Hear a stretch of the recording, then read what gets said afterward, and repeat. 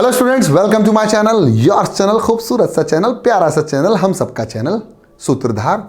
और मैं आज लेके आ गया हूं एक और लेक्चर, एक और क्वेश्चन के साथ।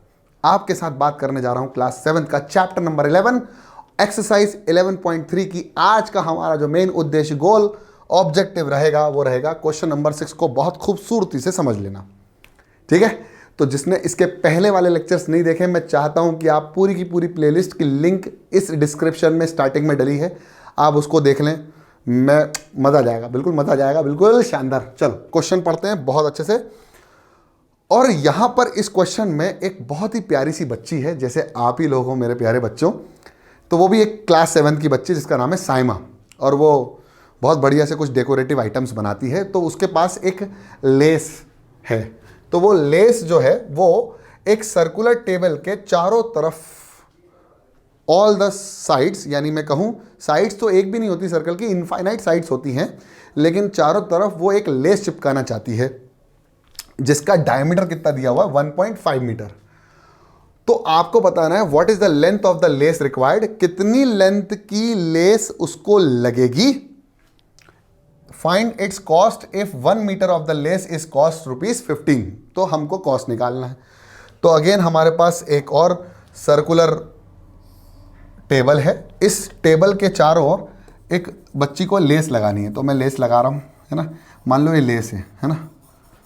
तो कितनी लेस लगेगी जरा बताओ, कितनी लेंथ की लेस लगेगी, सबसे पहले ये दिमाग में रखना है। तो जो लेंथ ऑफ द लेस रहेगी वो एक्चुअली में, अब देखो टेबल खूबसूरत लगने लगी, तो जो लेंथ होगी ना लेस की, वो लेंथ एक्चुअली सरकमफ्रेंस के बराबर होगी, जो कि आपको दिख भी रहा है। इसके पहले वाले क्वेश्चनों में हमने बहुत अच्छे से समझ लिया था। तो सॉल्यूशन करते हैं और समझते हैं इसको एक बार और बहुत अच्छे से। सॉल्यूशन है, ठीक है। तो length of the lace required, कितनी लेंथ की लेस लगेगी मेरे प्यारे बच्चों, 2πr के बराबर होगी। अच्छा एक बात और सुन लो, एक और फॉर्मूला होता है सरकमफ्रेंस का। अगर यहां 2r की बात करें तो r की वैल्यू किसके बराबर होती है, d/2। तो d की वैल्यू कितनी हो जाएगी, 2r। तो d की वैल्यू कितनी हो जाएगी, 2r। और 2r की जगह हम d लिख सकते हैं, मतलब πd, यानी सरकमफ्रेंस ऑफ सर्कल। अगर डायमीटर दिया हुआ है तो आप डायरेक्ट πd लिख सकते हैं। तो देखो मेरे को डायमीटर दिया है ना, तो मैं 2 से 2 कैंसिल करने की जगह डायरेक्ट डायमीटर डाल देता हूं, ठीक है ना। चलो, तो where diameter is also given as, diameter is given as मेरे प्यारे बच्चों कैसा दिया हुआ है, 1.5 मीटर। बहुत बढ़िया। तो अगर मैं देखूं तो रिक्वायर्ड लेंथ, तो यहां पर लिखता हूं मैं रिक्वायर्ड लेंथ कितनी हो जाएगी मेरे प्यारे बच्चों, वो हो जाएगी πd या 2πr, जो भी आपका मन करे। तो मैं πd लिख रहा हूं, अब πd लिख रहा हूं, है ना। हाँ ठीक है। तो पाई इंटू डी, डी की वैल्यू 1.5, ठीक है। पाई की वैल्यू कितनी बोली उसने बोली 3.14 रख दो। तो पाई की वैल्यू 3.14 मल्टीप्लाइड बाय 15। तो अगर मैं इसको मल्टीप्लाई करता हूं यहां से देखो, तो 3.14 मल्टीप्लाइड बाय 15, 5 4 ज़ा 20, कैरी ओवर 2, 5 1 ज़ा 5 प्लस 2, 5 प्लस 2 कितना हो जाएगा 7, 5 3 ज़ा 15, 4 1 ज़ा 4, 3 1 1 ज़ा 1 और 3 1 ज़ा 3। आंसर आएगा 0। 7 और 4 कितना हो जाएगा, 7 3 10 और 11, 5 6 7 और ये हो जाएगा 4। और कितने के बाद पॉइंट 2 के बाद, यानी आंसर आएगा 47.10 मीटर। कितना लगेगा, 47.10 या 1, 47.1 भी चलेगा, कोई दिक्कत नहीं है।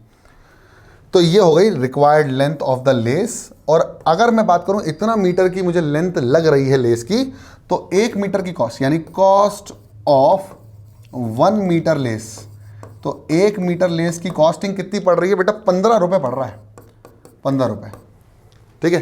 तो कॉस्ट ऑफ कितने, कॉस्ट ऑफ इतने मीटर लेंथ, तो कॉस्ट, अरे पूरा लिख दे सर, हाँ ठीक है। कॉस्ट ऑफ 47.10 मीटर, या 47.1 ही कर लो, कोई दिक्कत नहीं है, 0, हाँ ठीक है। 1 मीटर लेस, तो कितना हो जाएगा, 15 मल्टीप्लाइड बाय 47.1, बस 47.1 कर दो, सॉल्व, है ना। तो 47.1 देखो ध्यान से, 47.1 मल्टीप्लाइड बाय 15, 5 1 ज़ा 5, 5 7 ज़ा 35, कैरी ओवर 3, 5 से 23, ठीक है। आया 1, आया 7, आया 4, आया 5, आया 6, आया 10 और 7, और कितने के बाद पॉइंट आया, 1 के बाद पॉइंट आया। आंसर आएगा 706.5 रुपीज़, यानी 706.5 रुपये टोटल कॉस्टिंग आएगी इस पूरी लेस को लगाने के लिए इस सर्कुलर टेबल पे, जिसका डायमीटर 1.5 और 1 मीटर की लेंथ की वैल्यू, पैसा कितना लगता है, 15 रुपये लगता है। ठीक है, तो बस हमारा आज का मेन मोटिव गोल कंप्लीट हो गया। और आप भी अपने छोटे छोटे गोल बनाओ। क्या करो कि आज मुझे है ना 5 वीडियोस देखने हैं, उस 5 वीडियोस में से मुझे 5 क्वेश्चंस करने हैं और उन 5 क्वेश्चनों को मुझे एक बार और खुद से कर लेना है। जब शॉर्ट टर्म गोल आपके बढ़ेंगे ना, मतलब शॉर्ट टर्म गोल आप अचीव कर लोगे तो आपको बहुत सुकून मिलेगा और फिर आप लॉन्ग टर्म गोल्स को अचीव कर सकते हो। ठीक है, तो इसी के साथ मैं आज का करूंगा लेक्चर समाप्त। आई होप आपको लेक्चर समझ में आया। लेक्चर समझ में आया तो पसंद आया तो लाइक कर दो, चैनल में नए हो तो सब्सक्राइब कर दो, वो लाल वाला बटन है उसको दबा दो। मिलते हैं अगली क्लास में, तब तक के लिए पढ़ते रहो, बढ़ते रहो। जय हिंद।